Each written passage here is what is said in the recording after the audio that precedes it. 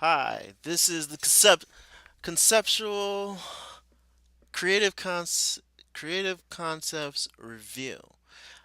This is where I go ahead and I review a television series that I am interested in, and I share it with the rest of everyone else on the YouTube platform.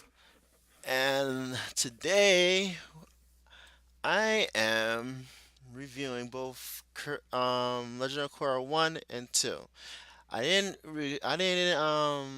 review Legend of Korra last week, episode 1 last week, all after all these years because I was having trouble um uploading onto my onto YouTube.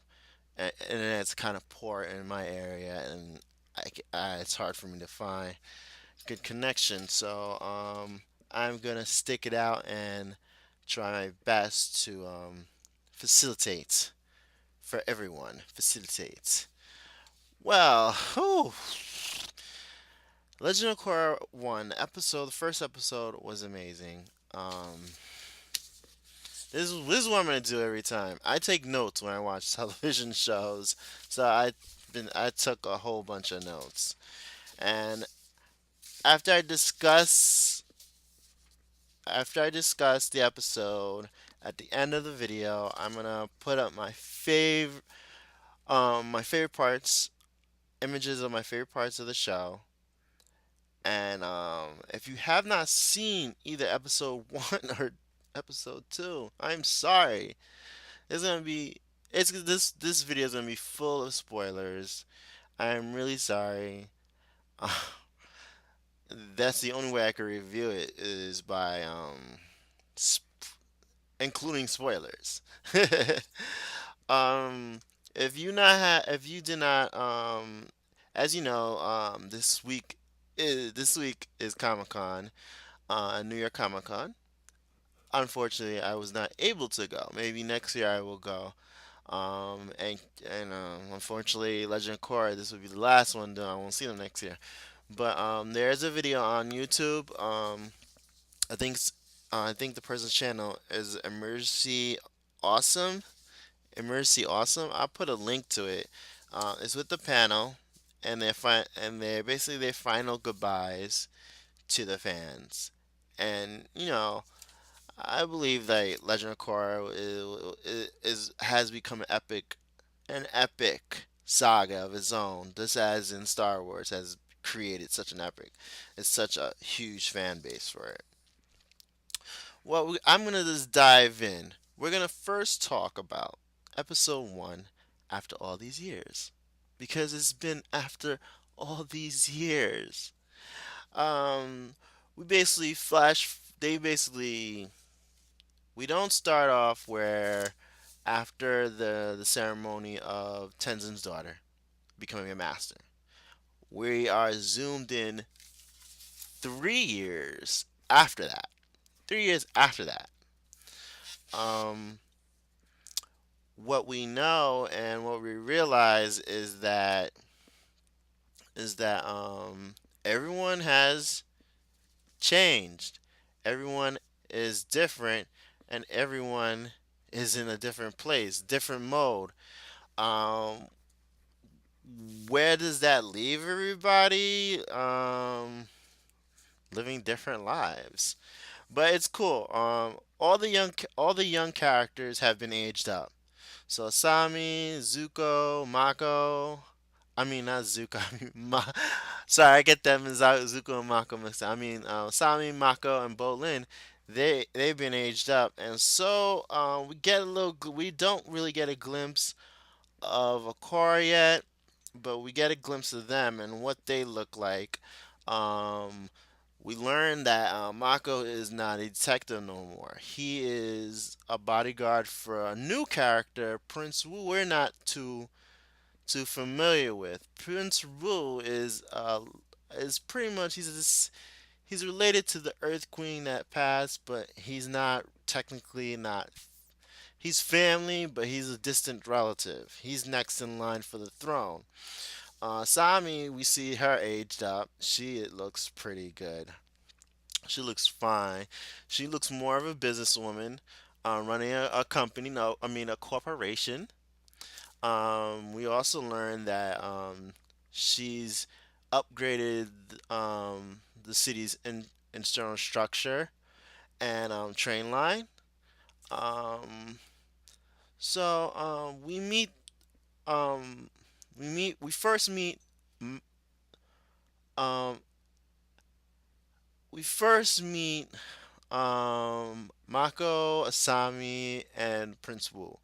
Because Prince Wu's hitting on Asami, and we all get the introduction. Asami's, of course, Asami's is like, I'm not into it. Nah, no, no. Prince Wu's more of a goof off. He's kind of like a Bolin, but more exaggerated. Um, we kind of he doesn't present himself to be actually serious about becoming taking the throne. That brings up because we get a little conversation between Prince Wu, Raiko, I think his name is Raiko, Tenzin, and Lin Beifong, that Kuvira has stabilizing the Earth Kingdom. We get really introduced to that, and then we move in. The next scene moves into what we get next is basically the Airbenders and their new look. They have these new uniforms that allow them to glide into the air. I'm gonna put pictures at the end of the video about that. Um, Basically, it functions with their airbending. They just like with the gliders, it's kind of a suit that they wear, and it's more of like the gliders merged if Zahir was a suit. They're able to fly like that, like they're I want to say bats. Well, they're able to glide through the air like they're bats. I think that's the right term. I don't know. But these suits are really nice. They're really cool. The airbenders are now patrolling, not patrolling the Earth Kingdom. They're spread out. They're spread out thin. Um, we see Opal and Kai in these new suits. They visit a village where they stop bandits, and then we get introduced to Corvira, who is somehow she has stepped up and stabilizing the Earth Kingdom, and we discover she's at I believe at a certain percentage. If you've seen the episode, you know how much percentage she's at, a certain percentage, and she's not ready to celebrate until she gets to that 100%. That important 100%. It's like she's running for president. Um, okay. What else? What else? What else? What else? Well, we meet Corvira, and then we meet her team. Basically, the people who are supporting, like Team Avatar. We got Team Corvira. We got Bolin, who is now sergeant. He is serving in the Corvira's military. We have we have Su Beifang's. Oh, I think he's the oldest. He looks like the father. He's like a clone of the father, but younger. But he's also aged up as well too, and he looks completely different. Him and Bolin, they look different. If you watch the video, the panel, the creators they go in detail with the clothing designs and what they had to do of make it aging them up, making them taller and stuff. Batar Jr. is basically his idea. He's like second command. His ideas are is what Kavir is using to stabilize the Earth Kingdom. And then we get a the swindler. I keep forgetting his name. If you could tell me his name, that'd be grateful. And his assistant. We get I call him the swindler because he's always he always has an agenda, whether it's for somebody or not. But Corvia, her past is basically she served. She said we first meet Kuvira in the last season. We briefly met her in where we meet Suyin, where she's do the performance where she's practicing performance, and then we meet her again. She's a guard. She was basically a very high ranked guard in Suyin's at the Metal Clan village, and then we meet her at the end. We don't get really introduced to her at the end of the last episode of last season when she saves Korra's father's life, and he's like, it looks like he was flirting with her. She was flirting. Like, my name is Kuvira, but that's basically her little background that we know of because I watched the panel. And now she is a full-fledged general, and she's stabilizing the Earth Kingdom, and she has a nickname called the Great Uniter. And this is basically what she's been doing within the 3 years. We also learned that her and Batar had a falling out with Su Ying. We don't know what that is all about. Um, we meet Kuvira arrives into a village where Oppo and Kai is, and basically she speaks to the person that's in charge, the governor, and the governor refuses to sign her contract because the governor's heard that she has done some shady shit. I mean stuff, some shady stuff to get these countries stabilized.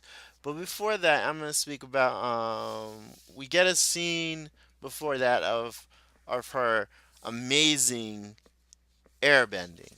Incredible airbending. I mean not airbending, sorry.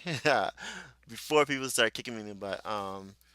Earth bending. Her metal bending. She basically uses the metal from her uniform to take down these bandits and then I don't know, magnetize them together. Because she forces them to come together, and then she basically tells them, join me or I'm gonna leave you here on the track. She doesn't say like that, but she tells them she tells them to join them. So it kind of seems like she's behind most of the bandits, or she's recruiting them into her army. And moving to the village, that's where we find out her name is the Great Uniter because one of the bandits realizes who it is and tries to please, basically tell them we didn't know who you were. So it brings up to the point, what is Kuvera's actual plans for the Earth Kingdom? We know she's the villain. We know she's the antagonist. We're getting set up in this first episode of basically who are the power players, who are in the positions to do good, and who are in the positions to do bad, and then who are the confused groups. When I mean confused groups, they don't know they're on the bad side, but they think what they're doing is admirable and it's the right thing to do. Like Bolin, Opal, when Kuvira says we're leaving, Opal's like, "Why are you leaving?" And Kuvira's like, "The governor won't sign the contract." And Bolin leaves with Kuvira. Well, obviously he knows how she's operating, and Opal doesn't agree. That's what puts a strain on Opal, Maka, and Opal's relationship, and even makes it worse. She discovers that Batar and Kuvira is engaged as well too. And then we discover Sun Yin has not spoken to her son within the 3 years. So it begs to differ what is going on. We don't know what's going on. What we know is going on is basically that shit is hitting the fan real quick. Um, uh, like it's still. everything is still to put together. Everything is going crazy, and well, um, we don't really know what's Kuvira's agenda, and we don't know if Prince Wu is just swindling us in his stupidity or what it is. But that's the gist of some of it, and then Kuvira has a little supporters. If you watch the panel on Emergency Awesome of the creators, they speak about that. They're not part of the army. They're like teenagers who are dressed up in similar military gear as in Corvier's army, and basically they're supporters. And I didn't understand the throwing the pie scene at Wu and Mako saved them, I didn't understand that. But introducing that basically, since she has supporters, that comes and then comes into question is like, what is Kavira's actual plan? Is her plan is to become the new leader of the Earth Kingdom and just get rid of Prince Wu? Or does she want to actually, excuse me, does she actually want Prince Wu to rule and she'll be content with being, second command? She's already got a lot of power, a lot of influence. There are people, a lot of states under her thumb already. She's at, I think it was like 90%. So she's almost at that 100% tile as she was playing with her Lego thing. But to move from there, we go back. We see the Airbender family in their Airbender outfits. We meet the youngest, not the youngest son, the second youngest child. He's like, I've grown up from a boy to a man. We learn a chorus on our way. Mako learns he's not going back to being a detective. He's stuck as a bodyguard, and he's going to Earth Kingdom with Prince Su. Well, which hopefully that puts some him and Bolin start clashing, or he might be the one that convinced Bolin to join his side.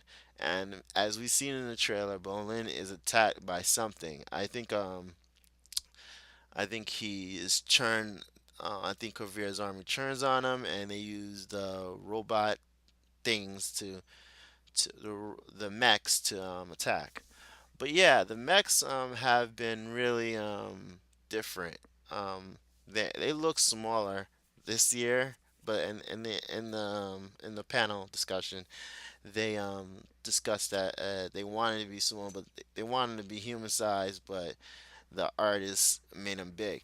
But that's not the point. The point the point of what I'm trying to make, trying to wrap this part up. They discovered that Korra is not on the boat, and no one knows what Korra is. No one knows what Korra is. In the last scene, in the last few seconds, minutes, we get a shot of Korra. She's getting beating the crap out of us. When I get beat, well, I mean, she's getting beaten the crap. It's like she didn't come there to fight. She just came there to stand, beaten up. But yeah, she is being by another earthbender, and it's like it looks like an underground M&A airbending, earthbending. I mean earthbending fighting arena, and she gets pounded by this chick. Um, in the second episode, I'm not gonna get into. I'm gonna stop it here for this, but in the second episode, we we somehow get introduced to why she got her ass kicked. And then she leaves, and the person that's in charge of the money, he sees her. He's like, "You look familiar. You look like that Avatar girl." She's like, "That's what everyone says." And he's like, "Whatever happened to her?" And then she's like, "We don't know." So it comes to differ that Korra is on her own kind of journey, and where this journey is gonna lead is I suspect is gonna lead to her regaining her avatar, her connection to the avatars, or some sort of link to something because right now she is basically in disarray and I don't know what is going on with her. All right, like I said, at the end of this video, I'm gonna be posting images of my favorite scenes, five. I'm gonna limit it to five of my favorite portions of episode one. Thank you for watching and surviving through through this, and more reviews of Legend of Korra to be posted as soon as possible. Okay, thank you.